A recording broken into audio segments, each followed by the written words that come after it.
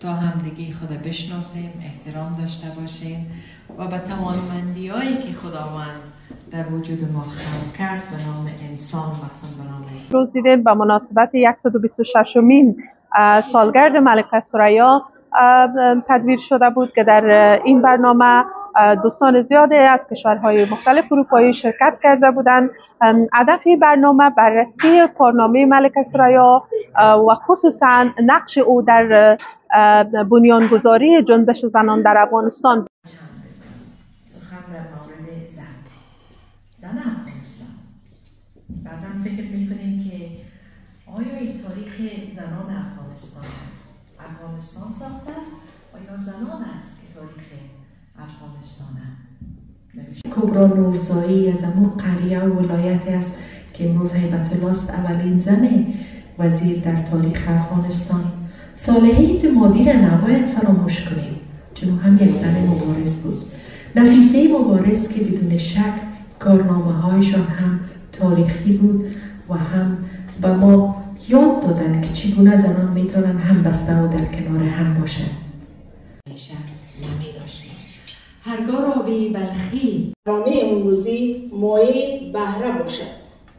افتخار می نمایم که در محفل امروزی ما محترمه خانم شکریه بارگزی شخصیت ورزیده و خردمند سیاسی، اجتماعی و حقوقی حضور دارند. از حضور ارزشمند شما در برنامه منع خشونت علیه زنان و سالگرد ملکه ثریا صمیمانه سپاسگزارم و منتظر سخنان روشنگرانه و مهم شما در ارتقای آگاهی و تقویت حمایت از حقوق زنان منتظر هستیم. همچنان بودن شما در کنار ما موجب ارتقای سطح کیفیت این برنامه گردیده است.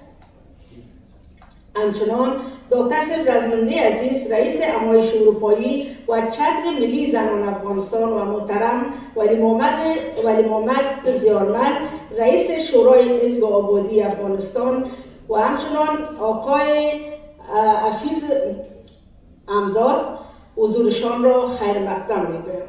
تا همدیگه خود بشناسیم، احترام داشته باشیم و به توانمندی‌هایی که خداوند در وجود در افغانستان استقلال ګټوي. هغه د خپل خسر ډېر ښه شاګرد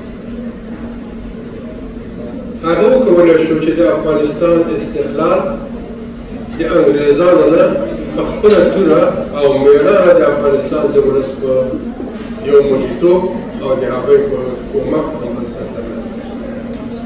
بسیار خوشحال هستم که دیر عمر بعد بانو رزمنده را میبینم. من در این جلسات شما آنلاین بودم بار اول.